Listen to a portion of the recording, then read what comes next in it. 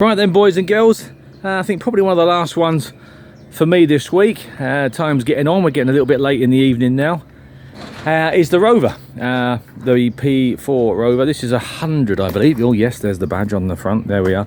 Rover 100, that's arrived with us today.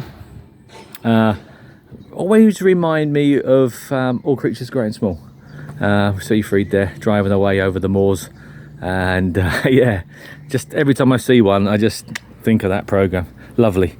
A time that I would give anything to be teleported back to, when the world seemed to be a much nicer, simpler place. But anyway, that's another story, another topic. So back to the Rover, back into reality. So here we are. So always a difficult one to describe when they're we can all describe, can't we, a project, and they're fairly easy to describe because you basically say it's a project. And we can all describe a fully restored car because it's a fully restored car. And then you've got a big group in the middle, which I tend to use the label of like an entry-level car, a car that's presentable, smart, usable, no show pony, but a car that you could potentially get an awful lot of fun and enjoyment out of.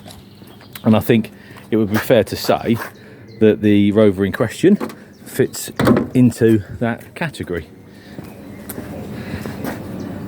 So not perfect by any means, and I'm sure the vendor won't have any issues with me saying that, because I can only tell you what I can see, and you'll see for yourself when you come for it. But like I say, a very usable Rover.